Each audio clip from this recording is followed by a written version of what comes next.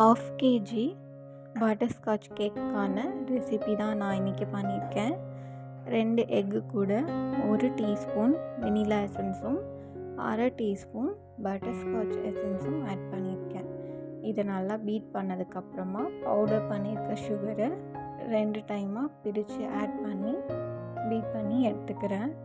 இந்த மாதிரி 2 வாட்டி பிரித்து ஆட் பண்ணதுக்கப்புறமா இது கூட 2 டேபிள் ஸ்பூன் அளவுக்கு ஃபுட் ஆயில், ஏதாச்சும் குக்கிங் ஆயில் ஆட் பண்ணிக்கலாம். அது மிக்ஸ் பண்ணதுக்கப்புறம் சளிச்சு வச்சுருக்க மாவு 1/2 கப் மைதாவும் பேக்கிங் சோடா, பேக்கிங் பவுடரும் இதில் ஆட் பண்ண போகிறேன்.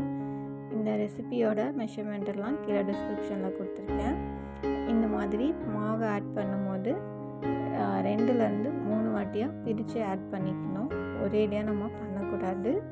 இந்த மாதிரி கொஞ்சமாக மிக்ஸ் பண்ணால் போதும், ஓவர் மிக்ஸ் பண்ணக்கூடாது.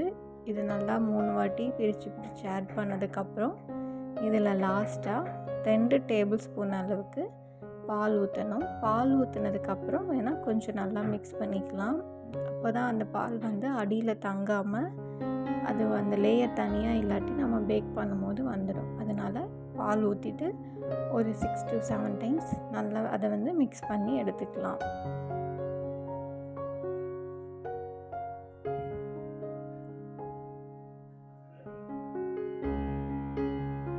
இப்போ இதை 220 டிகிரியில் 15 மினிட்ஸ்க்கு பேக் பண்ணி எடுத்திருக்கேன்.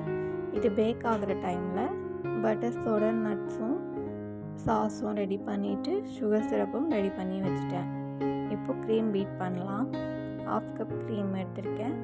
இது கூட 2 டேபிள் ஸ்பூன் அளவுக்கு ஐசிங் சுகர் ஆட் பண்ணணும்.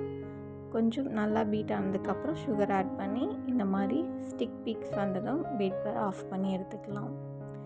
பேக் பண்ண கேக்கை நான் 3 லேயராக பிரித்து இந்த மாதிரி கட் பண்ணி எடுத்து வச்சுருக்கேன். நீங்கள் 2 லேயராக கூட பண்ணிக்கலாம்.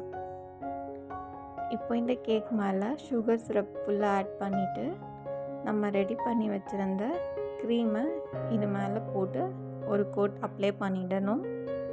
இது நல்லா நம்ம பண்ணினதுக்கப்புறமா நம்ம ரெடி பண்ணி வச்சுருந்த அந்த சாஸ் எடுத்து அது கொஞ்சமாக ஸ்ப்ரெட் பண்ணுற அளவுக்கு ஊற்றிட்டு அப்புறம் நம்ம ரெடி பண்ணி வச்சுருந்த நட்ஸும் இதில் போட்டுக்கலாம். சாஸும் நட்ஸும் பண்ணுறது தெரியல அப்படின்னா கீழே கமெண்ட் பண்ணுங்கள். நான் அதுக்கு தனியாக ஒரு வீடியோ போடுறேன்.